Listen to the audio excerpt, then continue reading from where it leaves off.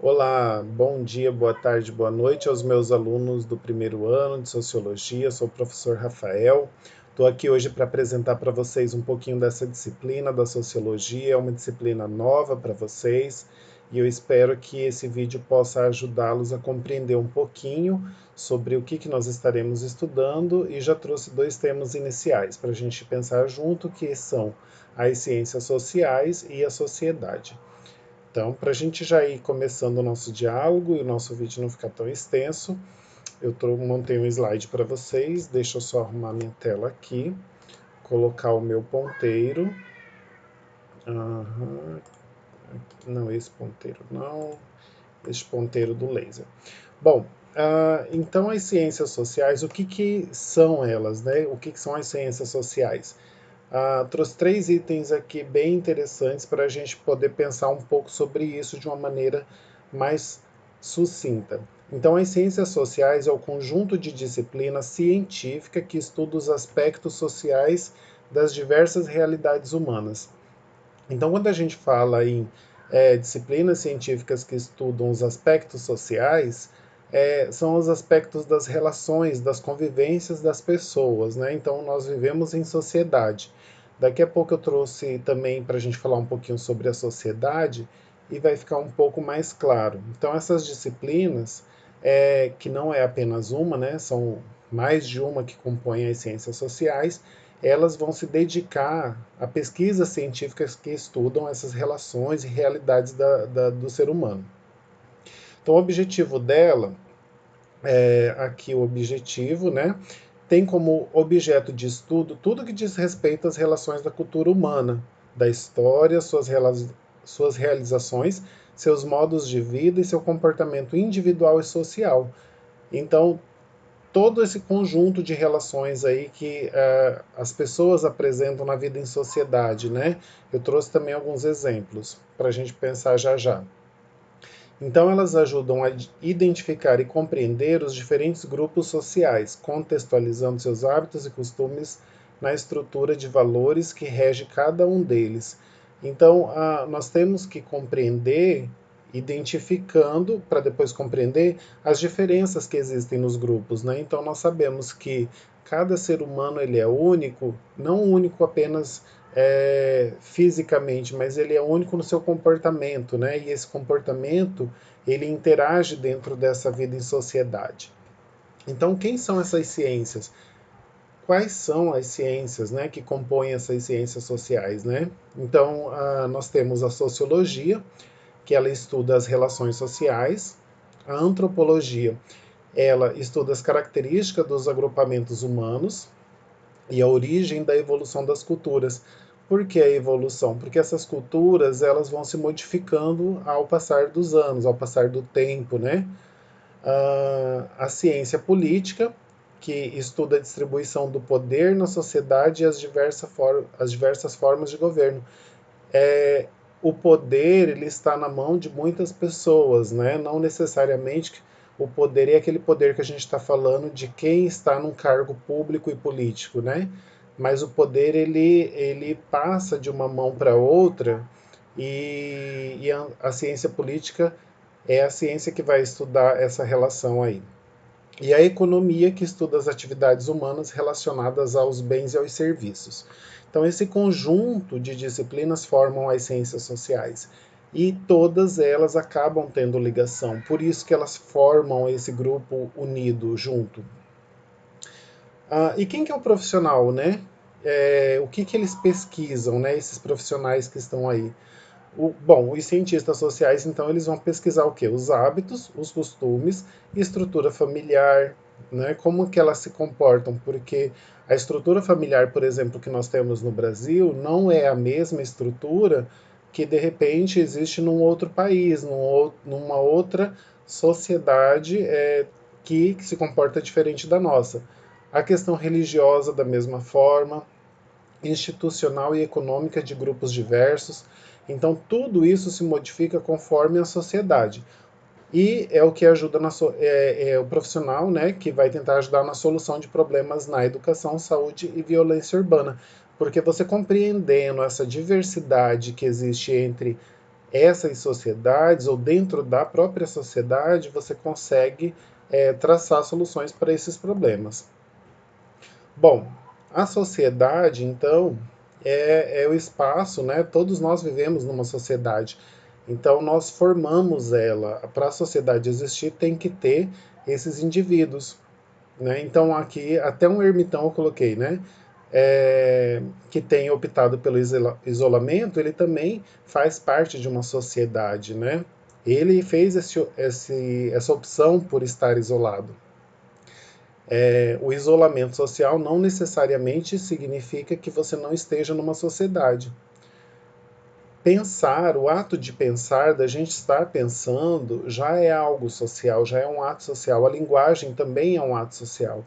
Até porque você pode já ter nascido com esse dom da linguagem, porém, para você aprender e desenvolver, há necessidade de uma interação e uma relação social. Portanto, nós vivemos em sociedade, né? Então, até aqui eu acho que a gente já está concordando com isso. Nós vivemos em sociedade. É uma constatação que gera muitas reflexões sistematizadas e estudadas pelas ciências sociais. Então, esse daqui é o grande mote das ciências sociais, né? A partir da sociedade. Então, essa vida em sociedade, as pessoas elas vivem juntas, né? Como foi falado antes ali no outro slide, pode optar por um isolamento, mas ainda assim está dentro de uma sociedade. Os cientistas sociais, então, o que eles querem compreender, né? Eles e elas. Como que são essas relações? Por que essas relações mudam, né? Por que uma relação social muda de uma sociedade para outra? Por que surgem diferenças tão grandes entre os grupos? Por que a questão religiosa de um determinado país islâmico é tão diferente da relação social existente num país que tem base cristã? Então, isso daí também são algumas diferenças que a gente pode estar vendo, que é o olhar religioso, né, com base religiosa. Porque algumas pessoas são exploradas, subjugadas ou escravizadas. Então, só algumas perguntas aí para a gente pensar sobre essas diferenças, né? Então, para a gente exercitar agora um pouquinho sobre tudo isso que a gente já vem falando, eu trouxe esse exercício aqui para a gente fazer junto. Então, você é um privilegiado ou privilegiada, é uma afirmação. Você é uma pessoa privilegiada, né? Ou privilegiado. Aí você se questiona, mas como assim privilegiado? Bom, é um privilegiado. Você é um deles. Na sociedade há pessoas privilegiadas. Uma delas, por exemplo, pode ser aquela que tem o poder de governar e de conduzir os rumos da sociedade, o que muitas vezes não pode ser da maneira mais justa para todos. Mas só de você estar tendo acesso a essa informação nesse momento já é um fator que coloca você num espaço de privilégio. Olha só um outro exemplo para ficar mais claro. Sim, um outro. Você mesmo é um, caro leitor. Então você que está assistindo aí essa videoaula, você é um exemplo. Mas como eu, você pode se perguntar. Sim, você. Seu privilégio está no fato de que você vai adquirir agora o conhecimento. Você poderá avançar no entendimento de como funciona a sociedade em que você vive, conhecer como trabalham os demais privilegiados, né, a elite social, e aumentar sua autonomia de reflexão em ação e de ação diante dos fatos. Só de você estar tendo esse momento de pensar sobre esses aspectos, isso te torna uma pessoa privilegiada ou privilegiado, né? E aumenta a sua autonomia de reflexão, ou seja, a partir desse conhecimento adquirido, você começa a desenvolver uma autonomia que é sua e que você vai poder fazer uma série de análises. Isso já é um fator de privilégio. Olha só um exemplo que eu trouxe aqui para a gente pensar sobre isso também. Colocar palha de aço em uma TV. Atualmente a gente não vê mais isso, né? É muito raro. Até porque essas televisões aqui de tubo, né, que como eram chamadas, ela é muito raro de se encontrar na casa de alguma pessoa. Mas se conversarem talvez com seus pais, seus avós, seus tios, Ou de repente pode ser que alguém ainda tenha na sua casa, ela possui as antenas. E quando ela começava a chuviscar, como assim, como se falava, né? Tinha muita gente que falava assim: bom, vamos resolver colocando uma palha de aço. Ah, mas será que resolve? Resolve. Existia algum conhecimento, algum estudo técnico sobre isso? Não, existia um conhecimento que as pessoas sabiam, vai resolver colocando uma palha de aço ali. Na verdade, era um remendo, né? Isso era um remendo que era feito e que o ideal seria uma pessoa técnica, né? Que ela se preparou, estudou para tentar resolver o problema do chiado que estava acontecendo na televisão. Um outro exemplo que eu posso dar para vocês também é que provavelmente as pessoas um pouco mais velhas, né, de idade mais avançada, quando alguma queimadura na pele, seja provocada por um escapamento de moto ou uma panela que encostou, né, e aí essas pessoas falavam assim, bom, vamos passar babosa, né? E aí você passa aquela planta babosa e ela é cicatrizante, né? Um cicatrizante natural. E aí fala assim, bom, mas como é que você sabe disso? Não, eu não sei, eu só sei que se você passar vai dar tudo certo, vai sarar e não vai deixar marca. Não existe para essas pessoas um conhecimento prévio, um estudo ou qualquer coisa do tipo. Existe o chamado senso comum ou a coisa sendo boa ou a coisa sendo ruim, essas pessoas conhecem essa informação, esse dado. E elas vão repassando, né? E a partir do momento que você tem, vamos voltar aqui, a autonomia da reflexão, você começa a analisar esse senso comum de uma outra maneira. Bom, mas será mesmo que se eu passar essa babosa aí vai dar certo? Será mesmo que se eu colocar essa palha de aço na antena da minha televisão vai resolver? Né? Então você começa a questionar o senso comum e não acreditar mais em tudo que lhe é dito.